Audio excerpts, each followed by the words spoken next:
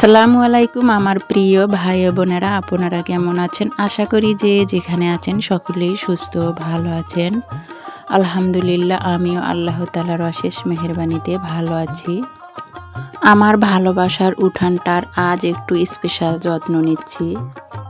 বেশ কিছুদিন যাবৎ খুব বৃষ্টি হচ্ছে। বৃষ্টির কারণে উঠানে ছোট ছোট ঘাস আর শ্যাওলাতে ভরে গেছে।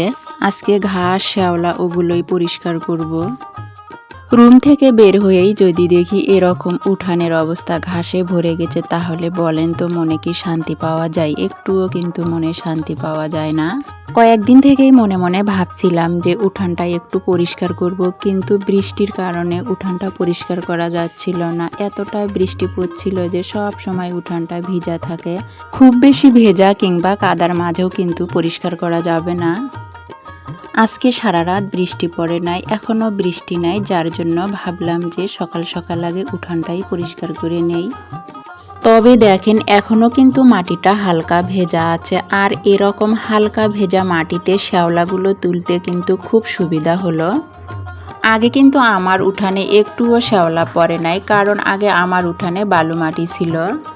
কিছুদিন আগে তোমাদের ভাইয়া একটু পোল মাটি কাটছে এই উঠানে, আর এই পোল মাটি কাটার কারণে শ্যাওলা পড়ে উঠানে। পোল মাটিগুলো এই কারণে কাটা হয়েছে, আমি উঠানে বিভিন্ন ধরনের শাক সবজি ফুল ফলের গাছ লাগাই, যার জন্যই পোল মাটি কাটা হয়েছে। আর মাশাল্লাহ পোল মাটিতে কিন্তু সুন্দর শাক সবজির গাছ হয়। আমার কিন্তু শ্যাওলাগুলো তোলা শেষ হয়ে গেছে। এই তো দেখেন আমি এখন কিন্তু ঝাড়ঝাঁটা দিয়ে নিচ্ছি। এখানে ছোট্ট একটা গাঁত করে নিচ্ছি শ্যাওলাগুলো রাখার জন্যে। বাহিরে শ্যাওলাগুলো না ফেলে দিয়ে যদি এই গাঁতে আমি রাখে দেই, তাহলে কিন্তু শ্যাওলাগুলো মাটির কাজ করবে।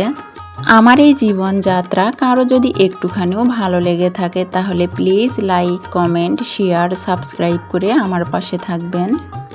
দেখেন আমি কিন্তু এই শ্যাওলাগুলো ওই গাঁতে নিয়ে যাচ্ছি। একটু বৃষ্টি হলেই উঠানে বের হওয়া যেত না এই শ্যাওলাগুলোর জন্যে। হাঁটাচলা করতে খুব ভয় করত, কারণ শ্যাওলাগুলো খুব পিছলা হতো বৃষ্টির পানিতে।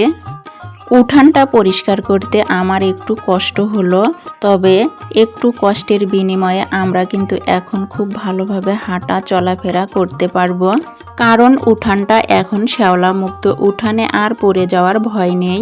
সবগুলো শ্যাওলা আমার নিয়ে আসা শেষ হয়েছে। আমি এখন শ্যাওলাগুলোর ওপর হাঁটাহাঁটি করছি, যাতে শ্যাওলাগুলো একটু নিচু হয়ে যায়। আমি যেন সুন্দর করে শ্যাওলাগুলোর উপরে মাটি দিতে পারি, যাতে শ্যাওলাগুলো আর না দেখা যায়। এই তো দেখেন আমি কিন্তু শ্যাওলাগুলো সুন্দর করে ঢেকে দিলাম।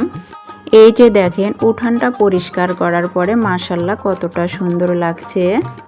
সবাই ভালো থাকবেন, সুস্থ থাকবেন। আল্লাহ হাফেজ।